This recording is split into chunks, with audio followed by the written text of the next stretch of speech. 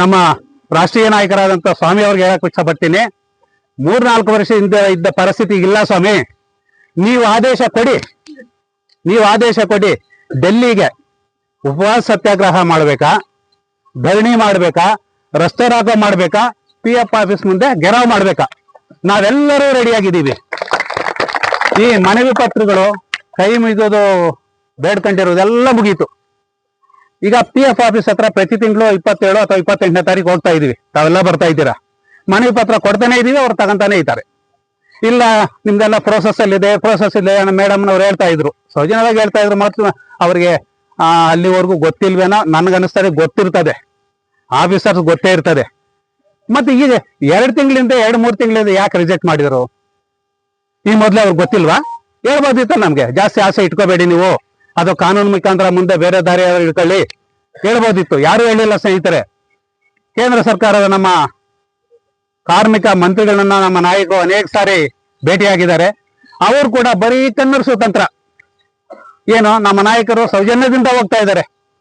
ಅಶೋಕ್ ರಾವತ್ ಅವರ ಟೀಮ್ ಏನಿದೆ ಬಹಳ ಸೌಜನ್ಯದಿಂದ ಹೋಗ್ತಾ, ಹಿಂಸೆ ಬೇಡ, ದಯವಿಟ್ಟು ನಮ್ಮ ನಿವೃತ್ತ ನೌಕರರು ಇಷ್ಟೊಂದು ಲಕ್ಷ ಜನದಲ್ಲಿದ್ದಾರೆ, ಏನಾದ್ರೂ ನಮ್ಗೆ ಸಹಾಯ ಮಾಡಿ ಅಂತ ಬರೀ ಕೈ ಮುಗಿತಾನೆ ಹೋಗಿದ್ದಾರೆ. ಈ ಒಂದು ವಿಧೇಯತೆ ಇದೆಯಲ್ಲ, ಅವರು ವೀಕ್ನೆಸ್ ಆಗಿ ತಿಳ್ಕೊಂಡಿರೋ ಸ್ನೇಹಿತರೆ ಸೆಂಟ್ರಲ್ ಗವರ್ಮೆಂಟ್ ಅವರು, PF ಆಫೀಸ್ನವರು. ಯಾಕಂತಂದ್ರೆ ನಮ್ಮ ಶಕ್ತಿ ಏನಿದೆ ಎಂದು ತೋರಿಸ್ಬೇಕು.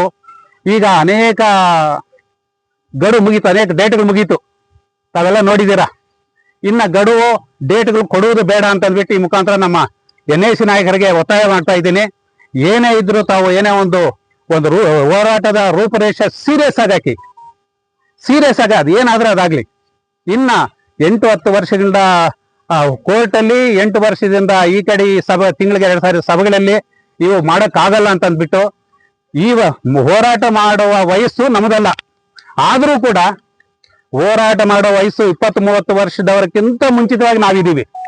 ಇದ್ರಲ್ಲಿ 2 ಮಾತಿಲ್ಲ. ಆದ್ರೆ ದಿನ ಕಳೆದಂತೆ, ತಿಂಗಳು ಕಳೆದಂತೆ ಹೋಗ್ತಾ ಇದ್ದಾರೆ. 4,000-5,000 ಜನ ಹೊರಟೋಗ್ತಾ ಇದ್ದಾರೆ ನಮ್ಮ UPS 95 ನಿವೃತ್ತರು.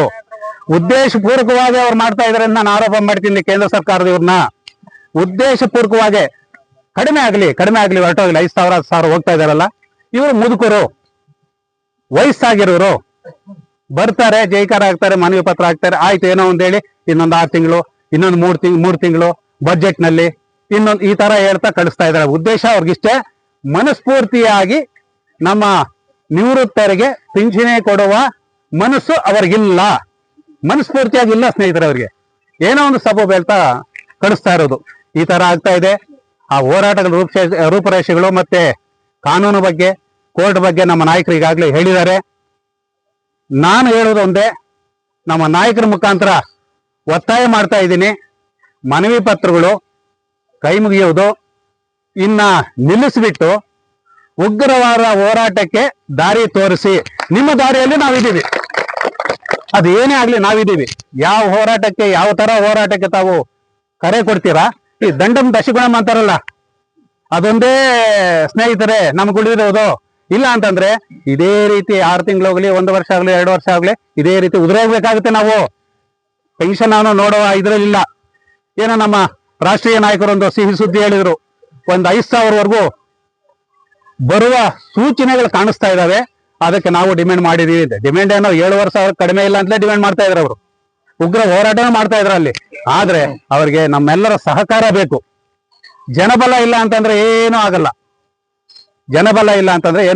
ಈಗ ಎಲ್ಲಾ ರಾಜ್ಯಗಳಲ್ಲೂ ತುಂಬಾ ಸಂಘಟನೆಗಳನ್ನ ಇದು ಮಾಡ್ಕೊಂತ ಹೋರಾಟಕ್ಕೆ ಬಹಳ ಮುಂಚೂಣಿಯಲ್ಲಿದ್ದಾರೆ. ತಾವು ಕರೆ ಕೊಡಿ ಸ್ವಾಮಿ, ಒಂದು ಡೇಟ್ ಹಾಕಿ ಕರೆ ಕೊಡಿ, 2 ತಿಂಗಳ ಟೈಮ್ ಇಟ್ಕೊಂಡು ಕರೆ ಕೊಡಿ, ನಾವೆಲ್ಲ ಸಿದ್ಧವಾಗಿದ್ದೀವಿ.